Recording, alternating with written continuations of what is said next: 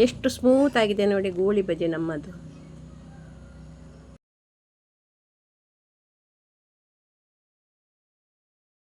ಇವತ್ತು ಸಂಜೆ ತಿಂಡಿಗೆ ಗೋಳಿ ಬಜೆ ಮಾಡುವ ಅಂತ ಇದ್ದೇನೆ. ಹೇಗೆ ಮಾಡುವುದಂತ ನೋಡುವ. ಈಗ ಒಂದು ಪಾತ್ರೆಗೆ ಸ್ವಲ್ಪ ಮೊಸರು, 1/4 ಕಪ್ ಮೊಸರು, ಉಪ್ಪು, ಜೀರಿಗೆ,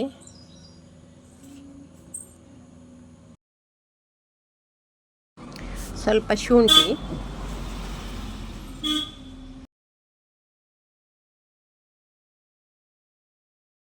ಸ್ವಲ್ಪ ಸೋಡಾ ಹುಡಿ ಎಲ್ಲವನ್ನು ಹಾಕಿ ಕಲಸುವ.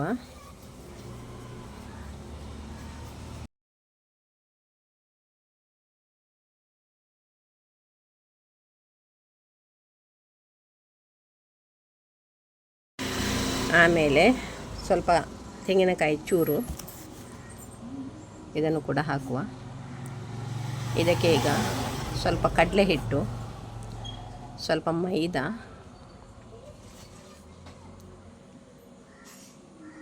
ಹಾಕಿ ಕಲಸುವ. ಇದಕ್ಕೆ ಸ್ವಲ್ಪ ಕಡಲೆ ಹಿಟ್ಟು,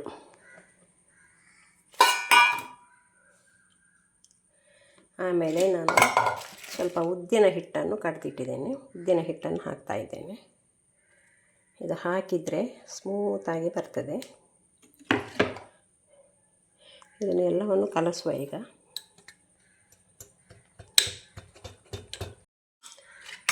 ಸ್ವಲ್ಪ ನೀರು ಹಾಕ್ತಾ ಇದ್ದೇನೆ. ಎಷ್ಟು ಬೇಕು ಅಷ್ಟು ಹಾಕಿದರೆ ಆಯಿತು.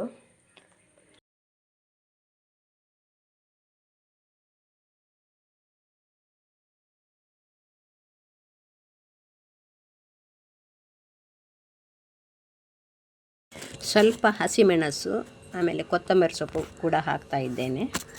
ಒಂದು ಅರ್ಧ ಚಮಚ ಸಕ್ಕರೆ ಹಾಕುವ. ಚೆನ್ನಾಗಿ ಕಲಸಿ ಒಂದು 5-10 ನಿಮಿಷ ಇಟ್ಟರೆ ಸಾಕು. ಜಾಸ್ತಿ ಹೊತ್ತು ಇಡಬೇಕಂತಿಲ್ಲ, ಕೂಡಲೇ ಮಾಡ್ಬೋದು. ಹಿಟ್ಟು ತುಂಬ ದಪ್ಪ ಬೇಡ, ತೆಳು ಕೂಡ ಬೇಡ. ಇಡ್ಲಿ ಹಿಟ್ಟಿನಕ್ಕಿಂತ ಸ್ವಲ್ಪ ಜಾಸ್ತಿ ಇದ್ದರೆ ಸಾಕು.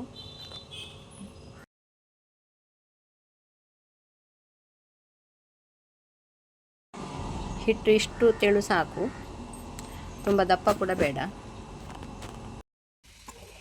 ಎಣ್ಣೆ ಕಾದಿದೆ, ಈಗ ಫ್ರೈ ಮಾಡುವ.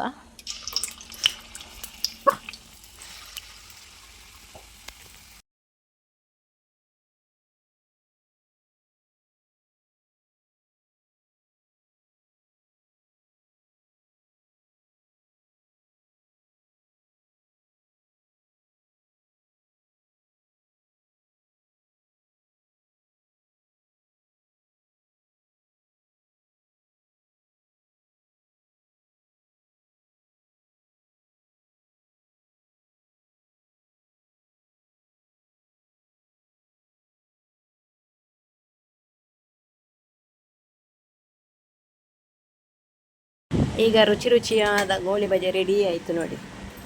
ಚಟ್ನಿ ಕೂಡ ರೆಡಿಯಾಗಿದೆ. ವಾವ್, ಸೂಪರ್ ಆಗಿದೆ.